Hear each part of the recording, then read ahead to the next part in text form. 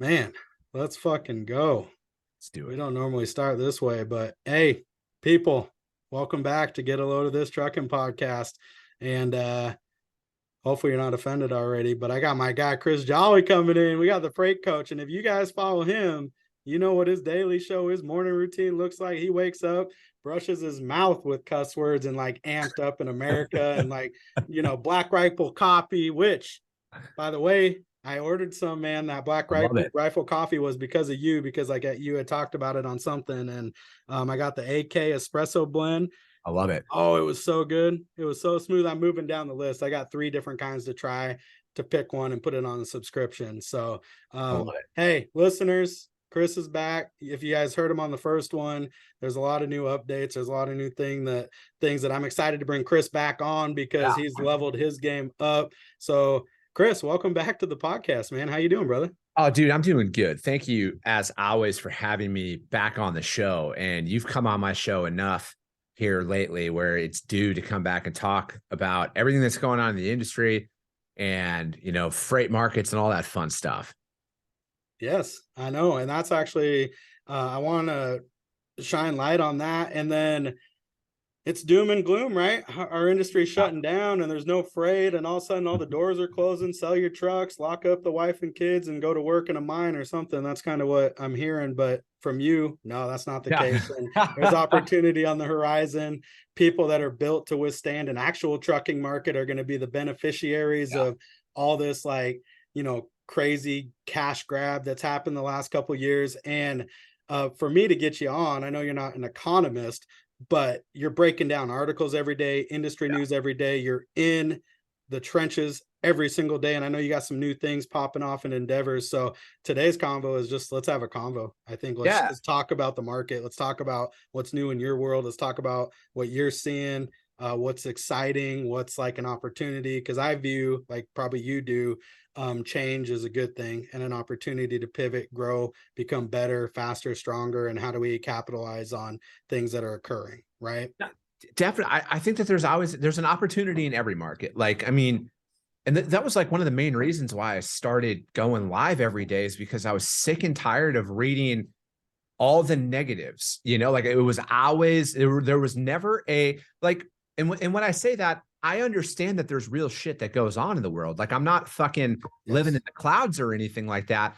But what I can't tolerate, or what makes me sick to my stomach, is pointing out a problem and not offering a solution, because all of the drivers on the road, I can say that all of the drivers on the road, because it's 98% of them are small trucking companies.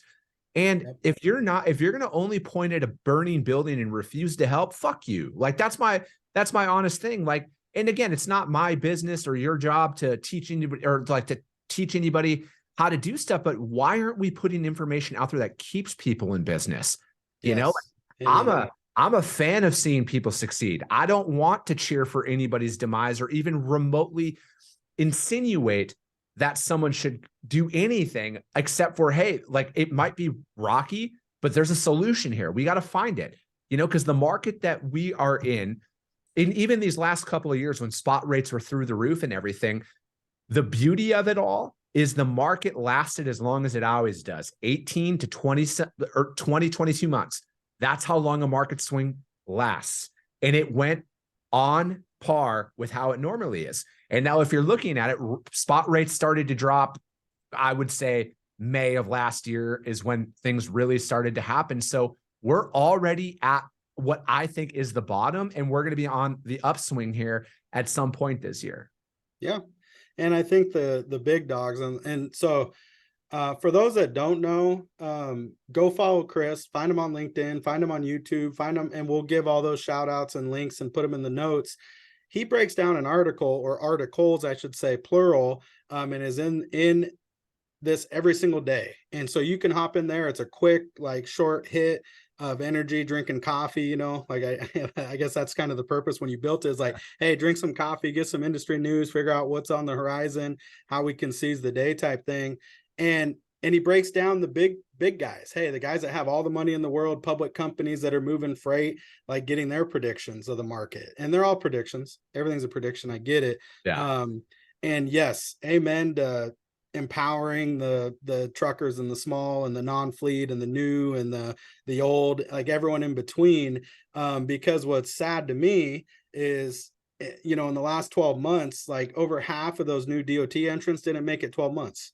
Yeah. And for me, it's simple. It's like they didn't have the proper guidance or education, or they're listening to a buddy at a truck stop that did it this way and their dad did it this way. And like the market's changed. There's tools available. There's technology available. There's resources available. There's things that if you go get the right help or the coach, I love that. That you can get guidance from people that know what they're doing and have done it and are willing to share and want you to succeed. And I love the American flag behind you because it's the American dream, right? We have every opportunity to land on any rung of that ladder for a entrepreneur, or taking control of your own destiny and your own finances and your own fate, as a truck driver. From an owner operator, a leased on operator, to getting out on your own, getting your own DOT, to wanting to scale to a fleet and go to 5, 10, 20, 50, 1,000 trucks. Like there's stages and there's steps and there's a journey to be had. Listen to people like Chris, and that's you're my guy for that. I love the stuff that you preach, man. It's awesome. I just think that, again, because it's not that there isn't real issues that are going on, and because there are real issues that are going on in the market and everything else. And the problem when, because dude, you see this in real estate, you see this in other industries as well, as like when it's easy and when it's high, everyone moves into those industries. And it's not that they can't make it. They just need to understand that it's not always going to be where you're making $1 million a day. You know what I mean? Like you need to plan. If you're going to be in business long-term, you need to plan for the market shifting. You need to plan for when it's not going to be paying $6, $7, $8 a mile, so you can stay in business and navigate through those things. And I think, I say this a lot. If you live by the spot market, you're going to die by the spot market. 80 to 85% of the freight that moves out there is contracted. So like literally you're fighting for 15% of the market, 20% of the market at best. And there's an opportunity out there. If you want to find consistent business, it's out there. Going direct to a shipper, or I'm a broker. All right. I know brokers have a shitty reputation out there, and I'm not going to sugarcoat it. They do, rightfully so. A lot of it's self-inflicted, but there are brokers out there who do the right thing, who want to work with you long-term. But just like if, for example, if this is just for conversation, if a load's paying $2,000 and the open market's at $1,800 and I'm paying you $2,000, I would hope that when the market flips and you could get, say, 2,100 out there, you're going to still do it for me for 2,000 when I hooked you up, and there's just a way of going about it to where I get you a consistent price. I get you a consistent freight. And, again, it's finding that balance, because I've seen it happen too, where when market shifts, all of a sudden drivers leave. Like we're offering to pay them a little bit more. We were paying them above market price during that time. And then the market flipped, and then they essentially drop us too. So it's like, I see both sides, and I'm never going to sit here and tell somebody, don't go make money, go make your money. But also, if you're thinking about it like this, that money, that higher paying load might be only short term. My freight's consistent. If I've given you freight, consistent pricing, consistency for the last 12 months, I'm going to have that for the next 12 months. This other higher paying load might only be there for 2 weeks, and I can't guarantee this freight's going to be there when you come back, because I might find somebody else in that time. Love it. Well, on the underlying theme there, and I'm a huge advocate, even on my side, because I do sales. Yes, I own an insurance brokerage. Yes, I've got to do all that stuff and bother you guys, like not as bad as, hey, you got to renew your auto warranty type thing. But the difference between a contact and then a contract, and I love you brought up the contracted freight, because there's so many benefits that we could talk about in that realm, is the R. And in my opinion, that R is relationship, right? You take that contact to a contract, it's because you built and invested in the relationship. You guys are committing, and you guys are going to be working with each other long term. You value the other party, and you can then take and grow on that. And I believe that too, man. Everything I do, for every single client, every single interaction, every single person in the industry that I admire and trust and advocate for, it's because we got a relationship. It's because I value what they bring to the table, what they do, conversations that are had, conversations that I know, or services I know that they can take and improve the lives of clients of mine. And Yeah. that's valuable to me. And so when people are doing the spot market, yes, go make your money, boo. Go do what you need to do. But in my opinion, and we've been preaching this, and I know you've said this is a time to go build relationships with other people at the moment too, because everyone's shifted focus elsewhere. Take your time now, focus back over here. It's easier to get in to build a relationship. And yeah, you might make a little bit less, but if you lock that in and it's like, hey, we got these lanes over the next 12 months or beyond, and it opens up opportunity for long term, that's it. That's worth it to me to build that relationship, like you just said, right?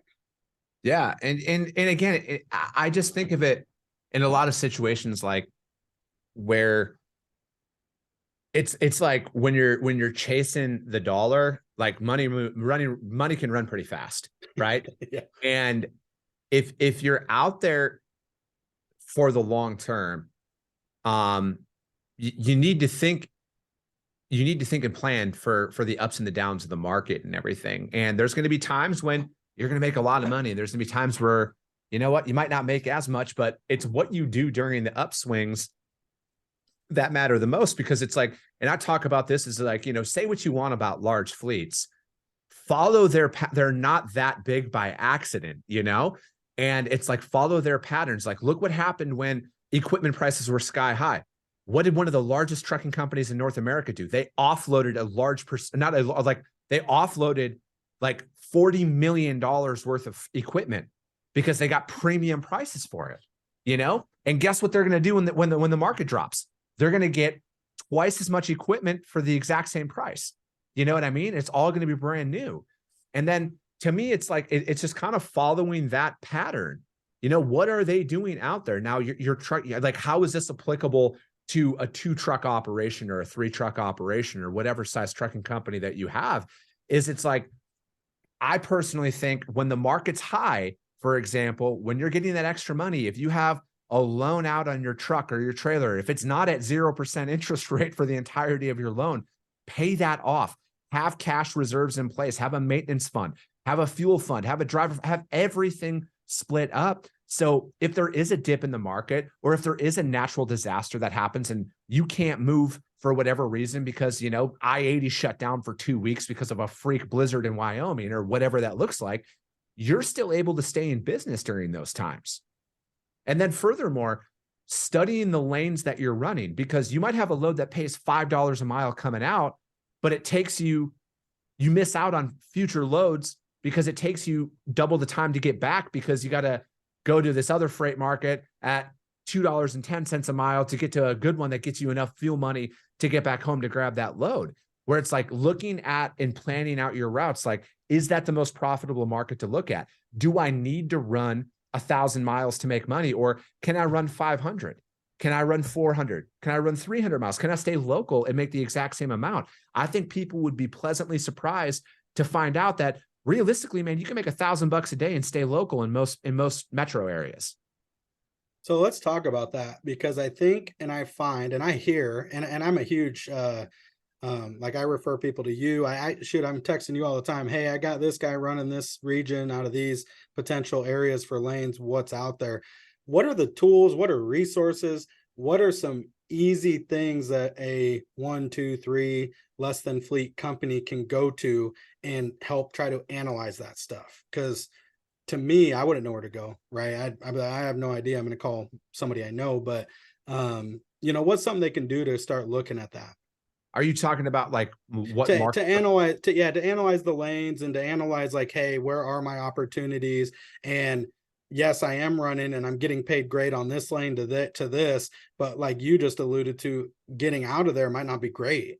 Yeah. Okay. So how do they map that? And is there a tool available? Do they use the load board? Do they just go off DAT and use their map? Like what are some resources that folks can use to help them in that?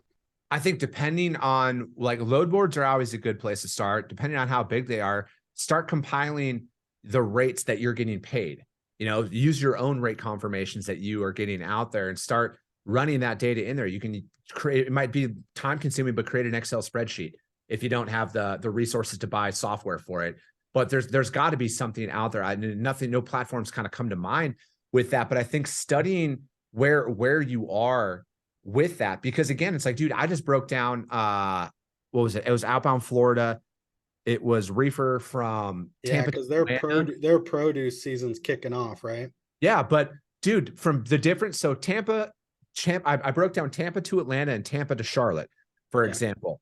And it is here. I'm gonna pull up the miles right now. It from Charlotte, North Carolina to Atlanta, Georgia. It was just going into that freight market. So it's 240 miles across from each other. But the rate was significantly different. It was like 40 cents a mile more to go to Charlotte than it was to go to Atlanta.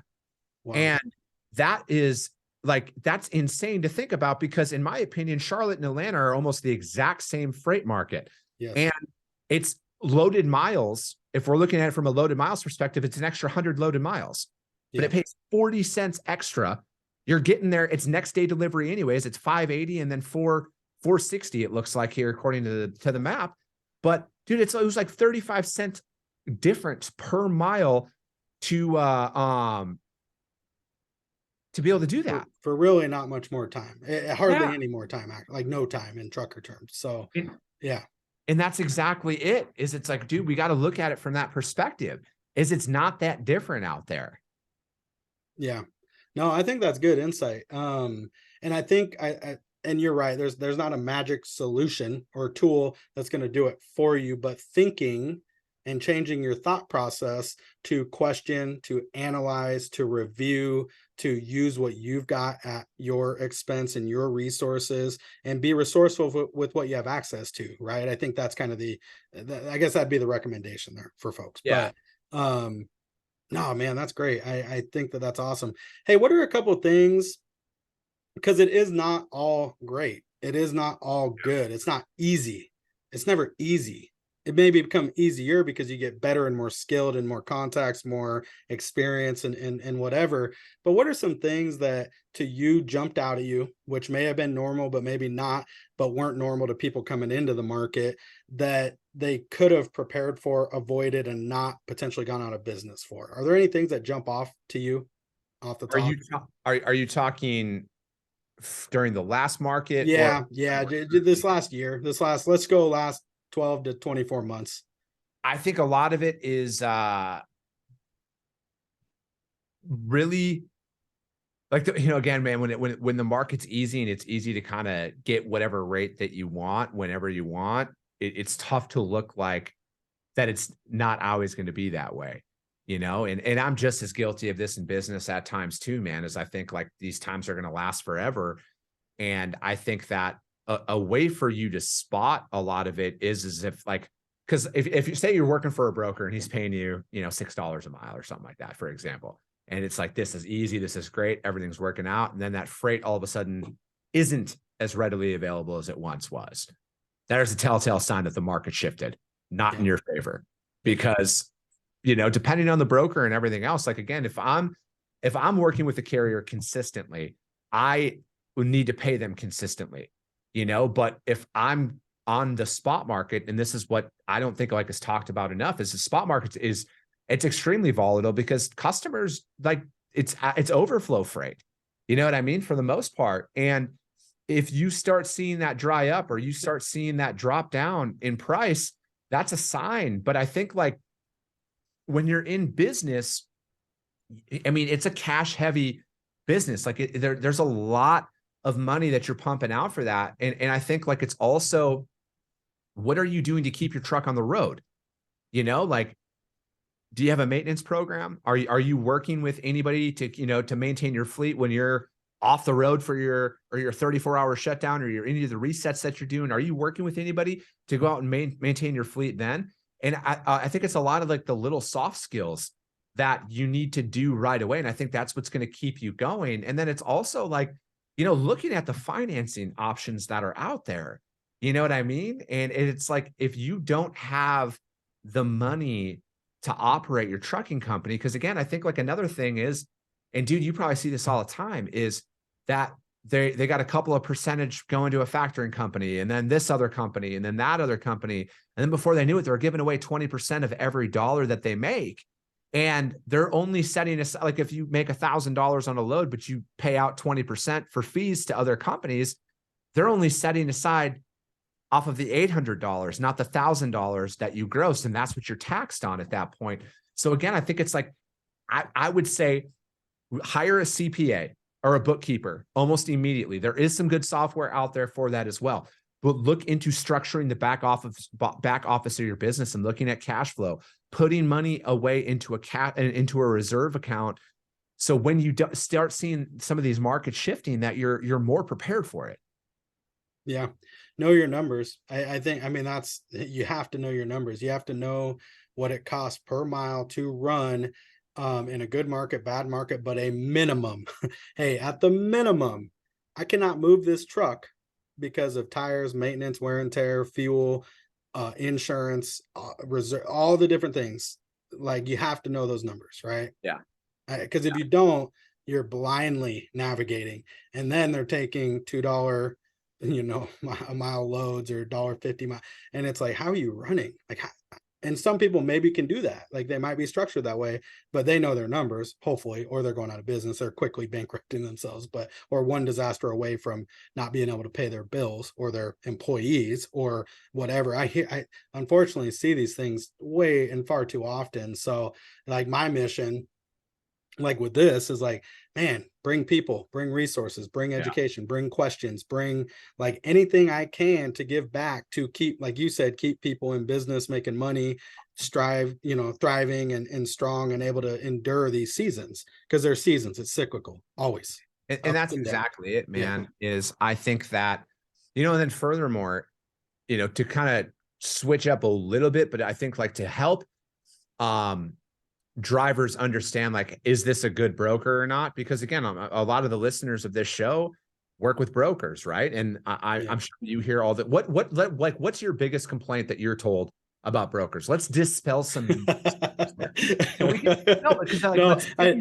mean, something that they can pick up on. It's funny because like, negative press gets a lot more traction. Of course. Yeah, you know what I mean? A lot more play and a lot more listen and a lot more attention than the good press. What's the good press of brokers? Probably the same as good press of insurance agents. Not much. You can't find it. Yeah, it's like, hey, you might have a cool person. Like, they may have saved your company, which does happen. Like, there's all these amazing things that brokers and insurance and all these people do. The negative is they're gouging me. They're taking advantage of us. They're setting the rate. As drivers, we need to band together and strike. And if nobody moves the broker freight, then the brokers can't, stick it to us, and all these misconceptions, right? I'm getting taken advantage of. I'm getting double booked. There's potentially they're a fraud. And these are a lot of very strong things that come out, but these are what people say, unfortunately. And then it just amplifies and gets attraction because people are mad about something, or people like negative things. I don't know. I'm not sure why, but yeah, dude. So here's the thing. Fuck. Sorry. I almost just spilled my coffee all over my keyboard there. Oh, freaking out. There goes there goes a lot of money. He has to hire a truck to come bring him new stuff. Exactly. Expensive cargo load, but I have insurance. Yes. No, dude, I think like you got to look at it like this. Back to the whole gouging thing. I can't say that brokers don't do it. All right. Because again, the beauty of a guy like me is I'm going to tell you the fucking truth, because I've never been, I can't put myself on a pedestal. I'm not immune to the shitty behaviors that brokers are known for. I'm not immune to them. I'm very guilty of that early on in my career. Right. I learned the hard way though. All right. I learned the hard way. I lost customers. I lost quality carriers who were just good salt of the earth people because I wanted to make an extra dollar today. And that cost me more in the long run. I was very transactional in my mindset with that. But I think some drivers need to understand that the brokerage market, it's extremely competitive, right? And if somebody is, say, charging a customer $2,000 and they're paying the carrier $1,000, It's only a matter of time before I know that as their competition, I'm going to undercut them. Yep. I'm going to undercut them by a lot. And then that's where the margin, like the myth of that is dispelled, because it's not like that. Now, is that every load? No, I'm sure there's people out there that are gouging and it's happening, but it's never as much as you think, because it is way too competitive out there. Shippers, the large enterprise shippers, have way too much data. All right. They have way too much information to be able to turn a blind eye to that. They won't do it. They won't. And, you know, from that perspective, I'm not saying that it doesn't happen, because of course it happens, but I think it's not as frequent as some people think. What about double brokering? Because I hear that, right? It's like, you know, people are filing complaints or popping into these groups of, hey, this broker's a fraud. They double booked me and like are holding money and I'm not getting paid to like. Yeah, there's a lot. That's not all, but yes. What about that? I mean, double brokering is I personally think double brokering is the biggest failure by the FMCSA. They are failing the industry by not doing anything about it. My personal opinion is this: if you are, and again, back to like knowing the market, say you've been, again, for a conversation, you've been running a lane for $1,000, right? Now, all of a sudden, this broker that you've never heard of before is offering you $1,500. That's a red flag, right? Should be. You know, if they can't answer basic questions out there about, like, that's a big red flag to me. The same thing, even if it is a broker that has the load, if they can't tell you how many pallets there are or pieces, if they can't tell you weights, commodities, shipping times, receiving times, don't take the load. Like, hands down, don't take the load. If they're like, oh, hey, yeah, you can just go in, they'll get you worked in right away. They failed on the load the day before and you're a work in. All right. Because again, dude, I've been doing this for a very long time. You can't be a work in at a Walmart. All right. Or a food grade or a food shipper or anything. They don't do work ins.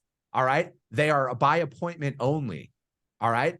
The only place that you really see first come, first serve, for the most part, is in the flatbed world. Now, yes, there are some dry van and refrigerated shippers that are first come, first serve. I'm not saying that there isn't, but they're not all 24/7. All right. There's not just show up, you know, they're waiting for you. That doesn't exist. That's a failure by a broker the day before, or that they missed that appointment that morning, stuff like that.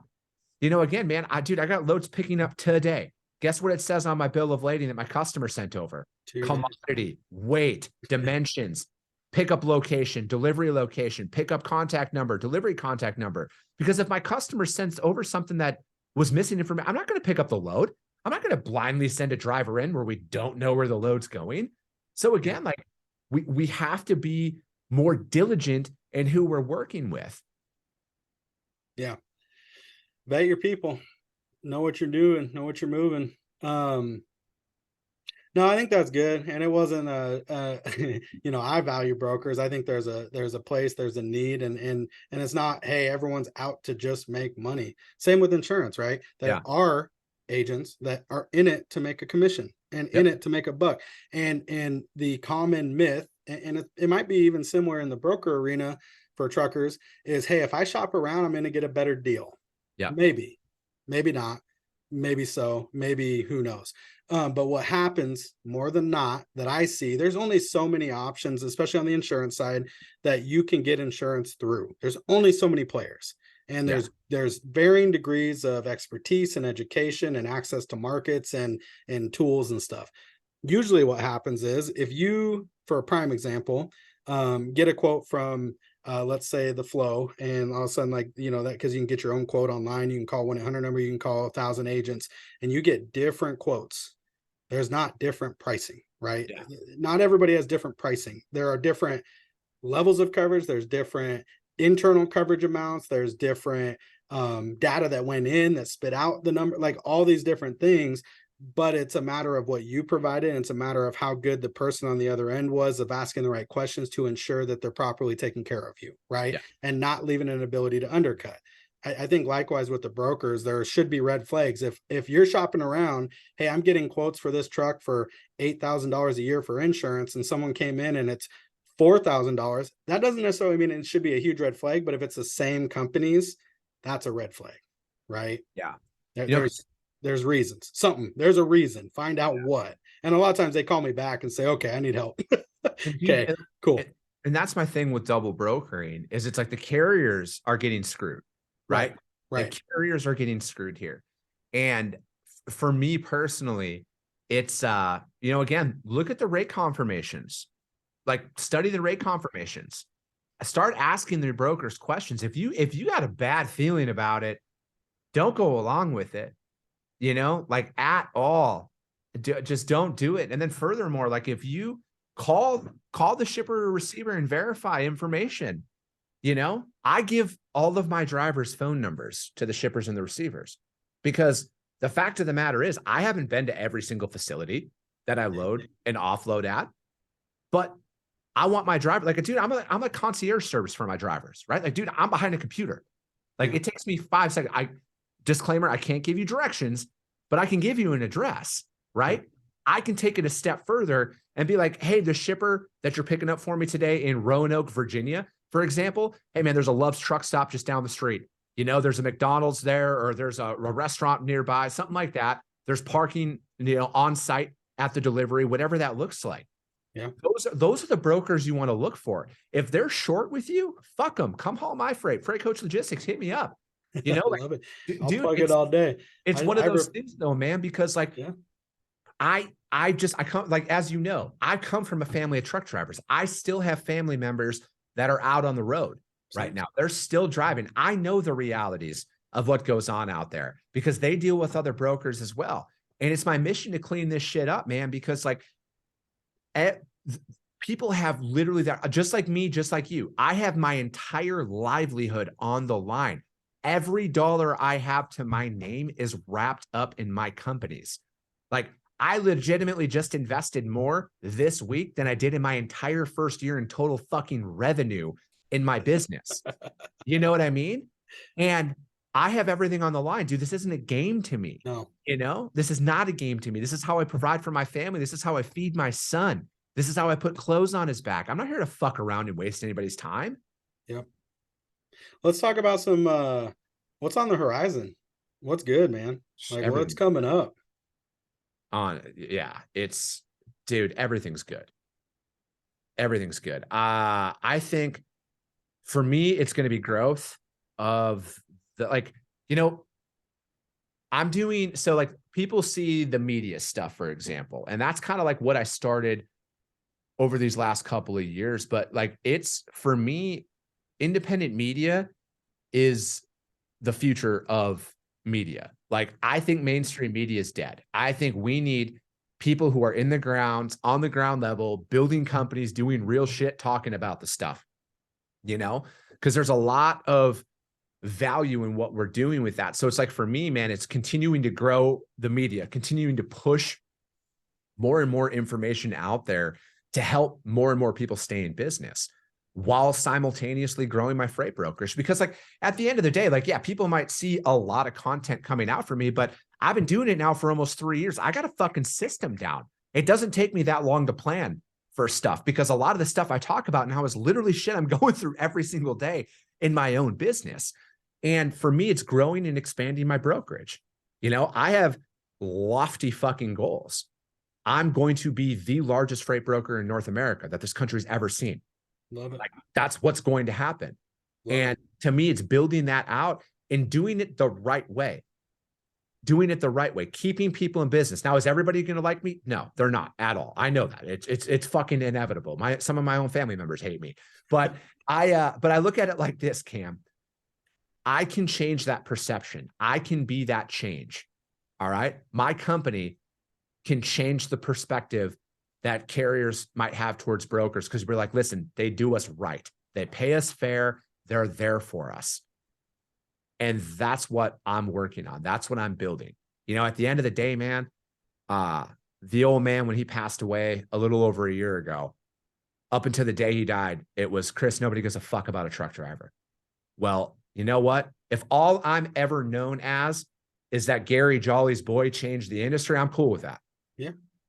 Because he We've worked his we've ass off. talked we've My talked great in depth grandparents have about worked that. their ass off in this industry to be a part of trucking.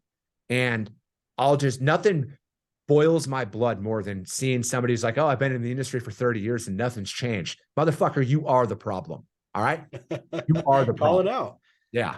Call Exactly. it out. It's funny. You actually had said something on another show that inspired me. I was going to bring this up.